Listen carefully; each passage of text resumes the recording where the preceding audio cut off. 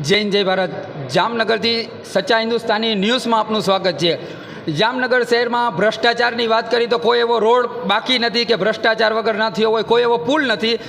જેટલી પણ આ લોકો જે સત્તામાં બેઠેલી સરકાર દ્વારા જે કામ કરવામાં આવે છે તેમાં 100%માંથી 70% ભ્રષ્ટાચાર હોય છે અને તેમાં આમ નાગરિકોની જાન જાય છે। જેવી રીતે આપણે વરોડામાં આપણે ગંભીરા પુલ હોય કે મોરબીમાં ઝૂલતા પુલ હોય કે ઘણી એવી દુર્ઘટના, અને જે સત્તામાં બેઠેલી સરકાર છે અને ગામો ગામ મહાનગરપાલિકા છે જે કુંભકર્ણની નીંદરમાં સૂતેલું છે, નીંદરમાં, અને જનતા મરી પણ રહી છે અને વોટિંગ કરી અને સરકાર પણ બનાવી રહી છે।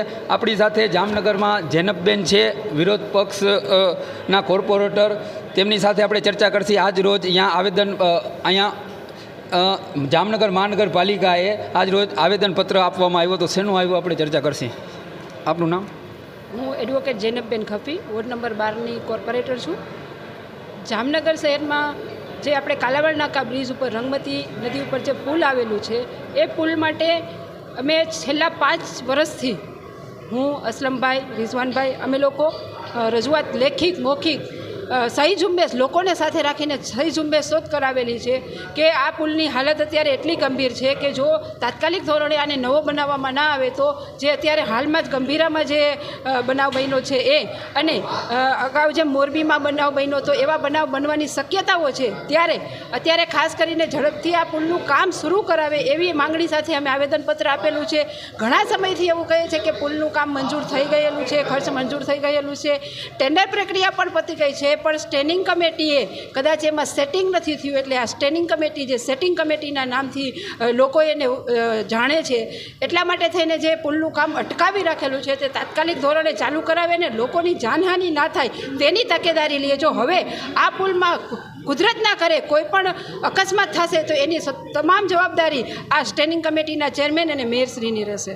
જેનબબેન, જામનગર મહાનગરપાલિકા કુંભકર્ણની નીંદરમાં સૂતેલું હોય, ઘણા મહાનગરપાલિકાના કમિશનર સાહેબ બદલી ગયા, ચેરમેન બદલી ગયા, મેયર બદલી ગયા, તો આ લોકો જામનગરની જનતાને કાંઈ કામ કેમ આપતા નથી? જે સીટ ઉપર આવે, જે ખુરશી ઉપર, તો કાંઈક કરવા કેમ નથી કરતા? ને આવી દુર્ઘટના થતી હોય તો એના તદ્દન જિમ્મેદાર આ લોકો જ છે। જેવી રીતના મેં કીધું કે આ જે સ્ટેન્ડિંગ કમિટી છે એમાં જ્યાર સુધી સેટિંગના નક્કી ન થાય ત્યાર સુધી આ લોકોને કામ કરવામાં રસ નથી, રૂપિયાનું સેટિંગ, હા, સેટિંગનો રસ જ્યાર સુધી એ લોકોનું ન થાય ત્યાર સુધી આ લોકો કામ શરૂ નથી કરાવતા એવું મને લાગી રહ્યું છે। ને એવું લોકો પણ અત્યારે કહે છે કે આવું જ નહીંતર તો આટલા સમયથી જે રજૂઆતો થાય છે અને આવા બનાવ જ્યારે બને છે પછી તો લોકોને એમ થવું જોઈએ કે ખરેખર અત્યારે એવું છે કે લોકોના જીવની કોઈ કિંમત જ નથી, અને એ જ લોકોના ટેક્સના પૈસાથી આ સત્તાધારીઓ પોતે પાછા મજા કરે છે।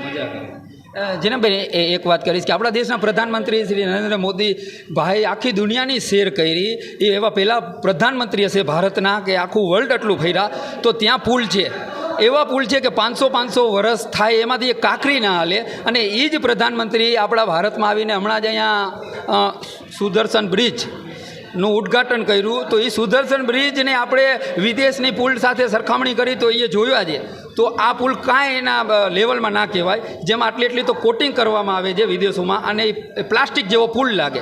તો આપણા દેશના પ્રધાનમંત્રી ભ્રષ્ટાચારની વાતો તો કરે છે, ખોટી જુમલા તો ફેંકે છે કે ભ્રષ્ટાચાર આમ થઈ જશે, તો ભ્રષ્ટાચાર તો વધતો જાય છે અને માણસોની જાન જાતી જાય છે।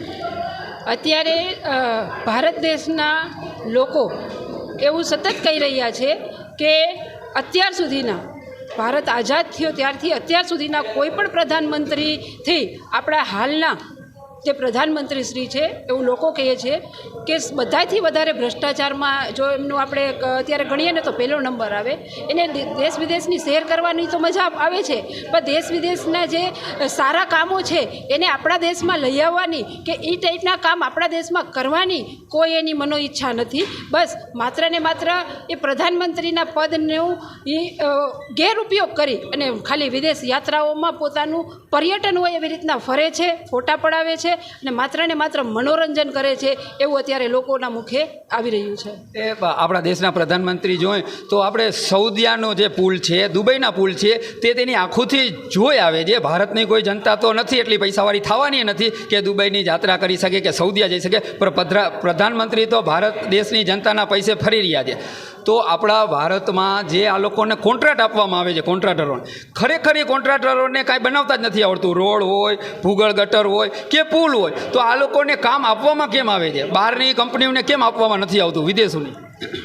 હું તમને શું વાત કરું, અત્યારે એવું છે કે આપણા પ્રધાનમંત્રીશ્રી જેમ તમે કીધું દેશ વિદેશ ફરે છે, પણ જો દેશ વિદેશમાં જેવા કામો થાય છે એવા કામો જો કરવા માંડે તો જે અડાણી અંબાણીને, જે પોતાના મિત્રોને, દેશના લોકોના પરસેવાની જે કમાણી છે, જે ટેક્સ રૂપી લોકો લે છે, એને ના આપી શકે, એને કામ કરવામાં વાપરવા પડે. એ કામ કરવામાં ના વાપરવા પડે ને પોતાના મોજશોખ માટે એ રૂપિયા વાપરી શકે, એટલા માટે એવું થાય છે. જો લોકોના પરસેવાના જે પૈસા છે એ લોકો માટે જ વપરાતા હોય તો એ વિદેશ કરતાં પણ અત્યારે આપણી દેશમાં સંખ્યા વધારે છે, આપણે જનસંખ્યામાં આપણે આગળ આવીએ છીએ તો આપણે ટેક્સ પણ વધારે હોય, તો આપણું દેશનું વિકાસ છે એ વધારે ઝડપી થવો જોઈએ. પણ વિકાસમાં જે રૂપિયા છે એ રૂપિયા અત્યારે આપણા પ્રધાનમંત્રીશ્રીના અમુક જે રાહુલ ગાંધીજી કહે છે કે એના અમુક મિત્રોના વિકાસ માટે વપરાઈ રહ્યા છે, એટલે ભારત દેશનો વિકાસ ત્યાર સુધી તો શક્ય નથી જ.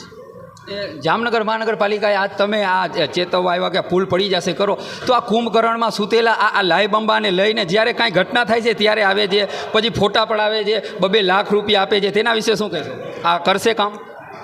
એટલે એ લોકો હિસાબ કરે છે લોકોના, જેમ મેં કીધું ને કે લોકોના જીવની અત્યારે કોઈ કિંમત નથી રહી, કે એના પછી એમને પૈસા આપવો એમને ટોટલ મારે ને તો ઓછા પડે છે, બ્રિજનું કામ કરાવવું એ લોકોને મોંઘું પડે છે, એટલા માટે થઈને એ કામ નથી કરાવતા. કે દુર્ઘટના થાય તો થાય, પણ હું એ લોકોને તમારા માધ્યમથી કહેવા માંગીશ કે કુદરત છે, આ જે દુર્ઘટના છે ને એ કોઈ જગ્યાએ પૂછીને નથી આવતી કે હું આવું છું, કહીને નથી આવતી. કાલ સવારે તમારા ઘરના, એટલે કે સત્તાધીશોના ઘરના કોઈક લોકો ત્યારે હાજર હશે ને આવી દુર્ઘટના બનશે ત્યારે તમે પણ પસ્તાશો કે આ કામ અમે જે અમારે કરવાનું હતું, જે અમારી ફરજ હતી અમે નથી કરેલી, ત્યારે આવું બનાવ બન્યું.